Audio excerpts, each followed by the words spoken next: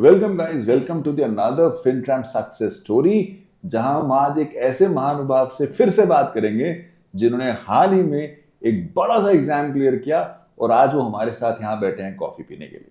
Because FinTramp always does that because we always invite you once you have cleared your exam to share your success story with the people around, ताकि हमारे students और भी students fraternity सीख सकें कि उन्हें क्या लगेगा एग्जाम को क्लियर करने के लिए. आज मेरे साथ जो महानुभाव हैं उन्होंने हाल ही में अपना एनरोल्ड एजेंट का एग्जाम क्लियर किया, तो मैंने उन्हें बोला, मैंने कहा क्यों नहीं भाई आप यहाँ आते हो, हम एक बार बात करते हैं कि क्या वो लगा आपको, कैसे आप ये एग्जाम क्लियर कर पाए और कैसे आप अब आगे बढ़ोगे अपने फ्यूचर में. तो फटाफट से उन्हें हाँ कर दिया और हमने कहा ये मौका तो हमें अपने स्टूडेंट्स के लिए छोड़ना है ही नहीं. तो चलें बात करें अमन से in terms of what he has in store today for us. Alrighty, so let's move on. And of course, I will not waste any more time. फटाफट से अगर ऐसी वीडियो और चाहिए ना तो फटाफट से चैनल को ना सब्सक्राइब कर लेना ताकि आप तक ऐसे सक्सेस स्टोरीज सबसे पहले पहुंचे. बात समझ में आती है? अब हम चलते हैं डायरेक्टली अमन के पास. वेलकम अमन, वेलकम. ये तो बहुत सबसे अच्छा टाइम होता है जब आपने एग्जाम क्लियर किया हो और आपको मौका मिले शेयर करने का कि मेरी जर्नी कैसी रही, ताकि सारे स्टूडेंट आपसे सीख सकें. So thank you very much for taking our time. मैं सिर्फ एक ही चीज से शुरुआत करूंगा अमन. सबसे पहले ना अपने बारे में बताओ कि आपने क्या किया हुआ है और आपने एनरोल्ड एजेंट के बारे में क्यों से सोचा. सर बेसिकली मैंने ना अभी जैसे 12th पास आउट करके मैं अभी सीकर से बीकॉम की मतलब क्वालिफिकेशंस कर रहा हूँ. अभी मैं फाइनल ईयर में हूँ. और सर मतलब मैंने ऐसे सीए भी ट्राई करी हुई है बट मैं सीए ड्रॉप आउट कर लिया था. देन उसके बाद सर मैं देख रहा था कि कोई ऐसा कोर्स मिले जो कि मेरे को कुछ स्किल्स दे के जाए. तो मैंने उसके लिए फिर फाइंड आउट कर रहा था. एक दिन सडनली मेरे पास एनरोल एजेंट का नाम आया. देन मैंने एनरोल एजेंट के बारे में सर्च किया कि बेसिकली कैसा कोर्स है, क्या है इसके अंदर. तो मुझे पता लगा कि ये यूएक्स टैक्सेशन बेस्ड कोर्स है. देन मैंने इसके बारे में यूट्यूब पर सर्च किया. देन मुझे FinTramp ग्लोबल के बारे में पता चला. तब मैंने उसमें मतलब क्वेरी डाली. देन मैंने मेंटर से बात करी. देन मैंने FinTramp ग्लोबल ज्वाइन कर ली for classes. But US enrolled agent ही क्यों अमन? वो कोर्स मेरे को ऐसे मतलब अच्छा भी लगा. देन शॉर्ट टर्म कोर्स भी था और इफेक्टिव भी था. यस, ये बात मेरे को उसकी बहुत अच्छी लगी. ये चीज अमन आपने बिल्कुल ठीक बोली कि ये इफेक्टिवली, अगर मैं यूएस एनरोल्ड एजेंट कोर्स की बात करूं तो ये ना एक छोटा यानी कि शॉर्ट टर्म कोर्स है जिससे आप इफेक्टिवली 6 से 12 महीने के अंदर इजीली कंप्लीट कर लेते यस हो. Sir. And I am telling you folks who are seeing us for the first time, जिन्हें यूएस एनरोल्ड एजेंट के बारे में नहीं पता है, आप यूएस के ना टैक्स एक्सपर्ट हो जाते हो इस कोर्स को करने से. US enrolled agent equals to US tax expert, जो वहां के लिए बहुत इंपॉर्टेंट है. जैसे इंडिया में अगर आप रिटर्न फाइल करने जाओ तो कोई भी फाइल कर सकता है, एक लॉयर से भी करवा लो, एक बीकॉम से भी करवा लो, बट ऐसे ना यूएस में नहीं होता है. वहां अगर आपको रिटर्न फाइल करनी है तो आपको एनरोल्ड एजेंट का साइन ऑफ चाहिए. और क्योंकि एक फेडरल क्वालिफिकेशन है, फेडरल का मतलब ये सारी की सारी यूएस स्टेट्स में एप्लीकेबल होती है, तो अगर आप इस क्वालिफिकेशन को ले लेते हो तो आप यूएस की किसी भी स्टेट में रिटर्न फाइल कर सकते हो, रिटर्न फाइल करने से रिलेटेड सपोर्ट दे सकते हो, रिप्रेजेंटेशन कर सकते हो and so on so forth.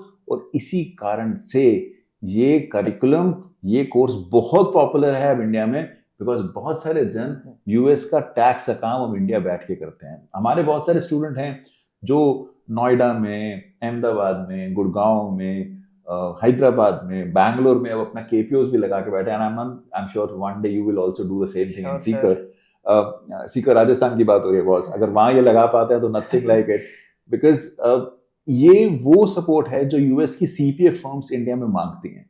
तो अगर हमारे पास वो क्वालिफिकेशन होती है जिससे हम यूएस की टैक्स रिटर्न यहीं बैठ के भर पाएं तो क्या बात है. और क्योंकि realization of course US currency में होता है तो वो इंडियन कॉन्टेक्स्ट से काफी ज्यादा हो जाता है. तो वो एक बहुत हेल्पफुल कॉन्टेक्स्ट होता है कि एक इंडियन बच्चा, और क्योंकि of course US enrolled agent 12वीं के बाद आप कर सकते हो, तो एक इंडियन बच्चा जो ग्रेजुएट होता है उसके साथ अगर यूएस एनरोल्ड एजेंट कर लेता है तो उसके लिए लाइफ आसान हो जाती है in terms of earning capacity, because वो काफी सारे यूएस फर्म्स को रीच आउट कर सकता है.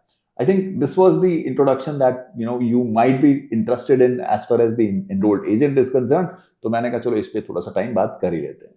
अब हम बात करते हैं कि चलो आपने मन बनाया बेटा, आपने यूएस एनरोल्ड एजेंट में रजिस्टर किया, जर्नी कैसी रही? आपने पहले जो एग्जाम दिया वो कितना टफ लगा आपको, कितना डिफिकल्ट था आपके लिए वो एग्जाम देना? जब जर्नी के बारे में आप पूछ रहे हो तो वो जर्नी मतलब बहुत बढ़िया थी, एकदम ट्विस्ट एंड टर्न्स उसमें बहुत थे। क्योंकि जैसे मैंने पहले पार्ट 1 के लिए तैयारी करनी चालू करी थी, बट वो मेरे को थोड़ी सी हार्ड लगी। देन मैं सोचा पार्ट 2 करते, क्योंकि पार्ट 2 सबसे डिफिकल्ट माना जाता है इसके अंदर। Yes. तो मैंने सोचा कि पार्ट 2 अपन फटाफट खत्म कर देते हैं, बट पार्ट 2 भी मेरे को लगा कि नहीं यार, फिर मैंने पार्ट 3 करना चालू किया। अब उसमें मेरे को बेनिफिट ये हो गया, जैसे आपने जो मेरे को नोट्स प्रोवाइड करवाया था ना फिनटर्म की तरफ से, वो मेरे को ज्यादा बेनिफिट्स लगे, क्योंकि उसमें सब कुछ कवर हो रहा था। तो वो मेरे को ज़्यादा बेनिफिट हुआ। एंड देन सर मैं पेपर देने गया, सो सर वो पेपर भी मतलब सर क्लियर हुआ उस वजह से, क्योंकि मैंने देखा ना सर कि लोग, बहुत सारे लोग अलग अलग स्टडी मटेरियल्स प्रीफर कर रहे थे, बट जो आपका जो स्टडी मटेरियल था ना वो थोड़ा टफ था कंपेयर टू इसके लिए। वो ज़्यादातर लोग प्रीफर भी नहीं करते क्योंकि वो टफ हो जाता है, बट मेन वही काम आ रहा था पेपर में। एग्जैक्टली इसमें ना दो बातें हैं जो मुझे लगता है अमन, ईए के बारे में ना शायद सबको पता होनी चाहिए। एक कि ईए में ना जो 3 एग्जाम है ना, इनका कोई सीक्वेंस नहीं होता है। आप कोई भी एग्जाम पहले दे सकते हो। जैसे अमन ने पार्ट 1 2 छोड़ के 3 देने की सोची and so on so forth, तो आप कोई भी दे सकते हो। अब पार्ट 1 में ना सारी इंडिविजुअल टैक्सेशन होती है, और पार्ट 2 अमन ने जैसे बोला मुश्किल है बिकॉज उसके अंदर ना कॉर्पोरेट टैक्सेशन होती है, पार्टनरशिप टैक्सेशन होती है and so on so fourth. और जो पार्ट 3 है उसके अंदर टैक्स रिप्रेजेंटेशन होती है कि अगर आपको इन्वेस्टिगेशन करना है, रिप्रेजेंट करना है एसएससी को, तो वो कैसे करोगे। तो तीनों अलग अलग पार्ट्स हैं, और क्योंकि आप, अगर आपका रुझान किसी भी एक तरफ है तो आप वो एग्जाम पहले दे सकते हो, आपको कोई सीक्वेंस फॉलो नहीं करना होता है। और मुझे ऐसा लगता है कि हर एग्जाम अपने में आसान भी है और डिफिकल्ट भी है, मेहनत तो करनी पड़ेगी। And you know of course FinTram really helps you there because you know we provide the live online and of course face to face sessions in Delhi.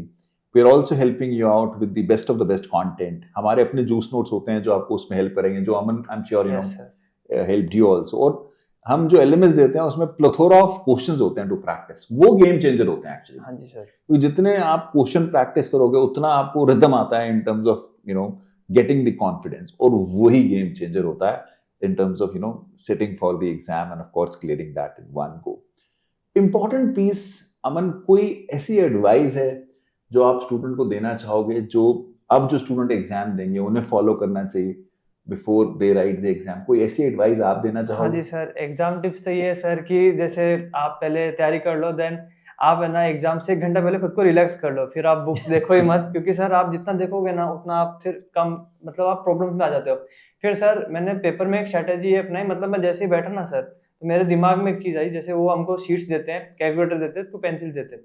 तो मैंने क्या किया सर, मैंने उसमें 3 कॉलम बना लिए, जिसमें मैंने फर्स्ट कॉलम में तो ऐसे लिखा था कि जैसे ये तो मेरे को 100% आते हैं, सेकंड कॉलम मेरा 50-50 का था, और थर्ड कॉलम जो मेरे को नहीं बन रहे थे एक बार, कि मैंने उनको हटा दिया। उससे मेरा बेनिफिट ये हुआ ना कि मैंने एलिमेंट पहले ही कर दिया जो मेरे को आ रहे थे, वो मेरे सिक्योर थे।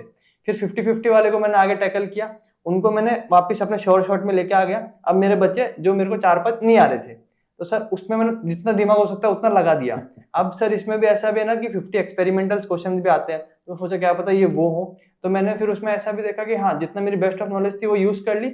अब आगे फिर लास्ट में मैंने जो 1-2 है उसमें मैंने थोड़ा सोचा कि हाँ लेट्स ट्राई लक, वो कर दिया। तो ये सर इससे मेरी है ना एक्यूरेसी ज्यादा बढ़ी नंबरों के मामले में। वैसे एक चीज you know Aman, you shared it very on you know in a very honest way.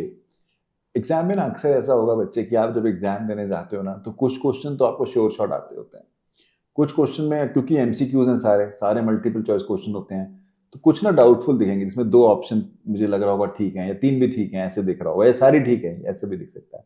और कुछ ऐसे होंगे जो बिल्कुल नए दिखेंगे मुझे नहीं मालूम। बट ये के एग्जाम में नेगेटिव मार्किंग नहीं होती है, तो आपने जाना है और आपने अच्छे से पूरा पेपर लिखना है। जो 100% आता है वो भी, जो 50% आता है जिसमें मैं कंफ्यूज हूँ, 2 ऑप्शन 3 ऑप्शन 4 ऑप्शन, वो भी मैं अपने बेस्ट ऑफ द कैपेबिलिटी से मैं उसे अटेम्प्ट करूँ। और जो क्वेश्चन मैंने बिल्कुल नहीं देखे अमन, यू राइटली सेड दैट वो एक्सपेरिमेंटल भी हो सकते हैं, बिकॉज कुछ एग्जाम में ऐसे क्वेश्चन आते हैं जो रेट नहीं होते हैं, बट वो भी हमें अटेम्प्ट करने चाहिए to the best of our knowledge. जितना मुझे लगता है मैं उसे अटेम्प्ट करके आऊँ, पर ज़्यादा टाइम मत वेस्ट करो, क्योंकि इस एग्जाम में ना टाइम कम नहीं पड़ता है। मैंने जो जनरली देखा है टाइम की कमी नहीं रहती है, बट हाँ अगर हम ये सोचे ना कि हम जरूरत से ज़्यादा सोचने लग जाएंगे किसी एक क्वेश्चन को, तो हो सकता है मैं एंड में जाके फंस जाऊँ, बिकॉज मुझे क्वेश्चन तो सारे के सारे अटेम्प्ट करके आने हैं, मैं एक भी क्वेश्चन छोड़ कर नहीं आऊँगा। नेगेटिव मार्किंग है ही नहीं, तो मैं अपना बेस्ट शॉट देता हूँ और जय माता दी, उसके बाद मैं सोचूंगा ही नहीं कुछ और। तो अमन, मैं अगर ओवरऑल बोलूं इन टर्म्स ऑफ ऐसा कोई एरिया जो आपको पूरे एग्जाम में बहुत टफ लगा, तो वो क्या होगा?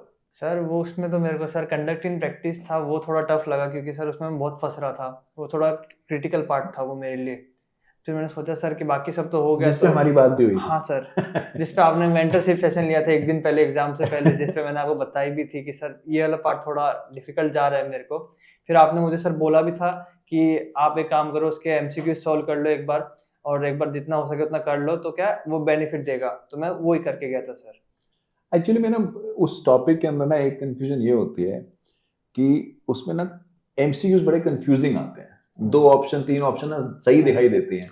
हाँ तो वो एक ही तरीका है उनको सॉल्व करने का, वो है ज्यादा से ज्यादा प्रैक्टिस। उसमें भी है, और मुझे लगता है वो जो एग्जामिनेशन वाला टॉपिक है ना, जिसमें हम एग्जामिनेशन ऑफ रिटर्न करते हैं, हाँ जी सर, उसमें भी कंफ्यूजन होता है, बिकॉज उसके अंदर ना काफी सारी पेनल्टीज हैं। पेनल्टीज याद रखनी पड़ती है। तो वो वहां पे भी मिस हो जाता है कि कौन टाइम कितनी पेनल्टी लगेगी और किस टाइम नहीं लगेगी, and so on so fourth. So I think that's really important. But एक चीज अगर अमन मैं ये पूछूं कि एग्जाम रूम में जब आप ईए के एंटर किए, हाँ जी राइट, सर। तो कोई ऐसी चीज है जो बच्चों को ध्यान देना चाहिए? ऑफ कोर्स एक उनके पास पासपोर्ट होना चाहिए, हाँ जी। राइट, और पासपोर्ट पे जो नाम है वो नाम बिल्कुल उन्हें उसी नाम से एग्जाम बुक करना है, ये चीज तो हाँ। ठीक है। इसके अलावा उन्हें किसी और चीज का ध्यान देना है? इसके अलावा सर वो जो है ना सेंटर वाले, वो आपको पूरी चीजें बता देते हैं, आपको फुल से ना पूरा ब्रीफ देंगे पेपर के बारे में आपको। देन आपको लोकर्स भी प्रोवाइड करवा दिए जाते हैं, तो उसमें मतलब ऐसे सर, जैसे मेरे को पता नहीं था हैंकरचीफ भी अलाउड नहीं है, हाँ। उन्होंने बोला कि वो भी रखनी पड़ेगी। बाकी सब ये सर धागे वागे तो अलाउड है उसके अंदर। देन सर वो आपको वापिस से पूरा चेक करेंगे सर एकदम, आपसे नाम वाम पूछेंगे। देन आपको अंदर पूरा बोला जाएगा कि आपको अगर कुछ भी डाउट हो तो आप हाथ रेस कर देना, वरना तब आपको बाहर बुलाएंगे। अगर बाय चांस आप शूज पहन के गए हो, और आपकी चेकिंग तो पहले हो जाती है, बट अगर आपने बीच पेपर में शू खोल दिया तो आपको वापस बाहर बुलाया जाएगा, और फिर वहाँ पे आईआरएस को भी ये इन्फॉर्म कर दिया जाएगा कि हाँ ये कंडक्ट हो चुका था वहाँ पे। तो वो चीज़ है। तो शूज नहीं खोलना है इसका? नहीं नहीं, क्योंकि आपको कोई दिक्कत नहीं है, बट वो फिर आपको वापस बुला लिया जाएगा, जो आपका टाइम वेस्ट कर देगा पेपर का। शूज नहीं खोलने हैं भाई, बिल्कुल नहीं खोलने हैं। और हैंकरचीफ भी रूम में लेके नहीं जाना है, लॉकर में रख के जाना है। Is that what you saying, right? नहीं बिल्कुल ध्यान रखना है। देखो मैं नहीं खोलना मैं एक भी नहीं चाहूंगा आपका 1 मिनट भी वेस्ट हो। तो अगर मैं 1 भी मिनट किसी चीज से बचा सकता हूँ तो क्यों नहीं, मुझे पक्का से बचाना है। Good, I think Aman this was very helpful. अच्छा अमन, अगर मैं FinTram सपोर्ट की बात करूं, and this is more getting more personal now. How do you think FinTram has supported you in this journey? Any comments about FinTram that you want to sir have? Support तो बहुत ज़्यादा ही था, क्योंकि sir support में तो ऐसा था कि मैं जैसे कल्पना मैडम मेरी वो थी, मेंटर थी, तो मैं कभी भी उन्हें कांटेक्ट कर लेता। जैसे मेरे को कोई डाउट होता तो मैं उन्हें कांटेक्ट कर देता था, तो वो मेरे सारे डाउट क्लियर करवा देती थी। जैसे मैंने उनको बोला था कि मैम मैं पेपर भी दूंगा, तो उन्होंने बोला ठीक है, आपके सर के साथ सेशन भी अरेंज करवा देंगे हम। तो उन्होंने आपके साथ सेशन भी अरेंज करवा दिया था, और जो भी क्वेरी होती थी वो मेरे फटाफट सॉल्व करवा देती थी, तो उतना मेरे को कोई प्रॉब्लम नहीं आती थी फिर उस चक्कर में। कोई टीचर से रिलेटेड, आप जब टीचर से पढ़े, कोई स्पेसिफिक आपको वहां कोई प्रॉब्लम आया या anything that you want to share? नहीं सर, टीचर से पढ़ने में भी कोई प्रॉब्लम नहीं आई, क्योंकि जैसे डाउट्स हम लाइव पूछ लेते थे, तो कैमरे भी ऑन रहते थे, तो टीचर से आराम से बात हो जाती थी, टीचर्स भी तुरंत रिस्पॉन्स देते थे। तो वो चीज़ है। देखो एक चीज ना मैं आपको ही बता देता हूँ बच्चे, ये एग्जाम ना थोड़ा सा ना टेक्निकल एग्जाम है। तो इस एग्जाम में ना हो सकता है बच्चे आपके ना क्वेश्चंस आए जो क्यूरियोसिटी वाले होते हैं कि सर अगर ऐसा हो गया तो, अगर वैसा हो गया तो, अगर एसएससी ने ऐसा किया तो, अगर वैसा किया तो।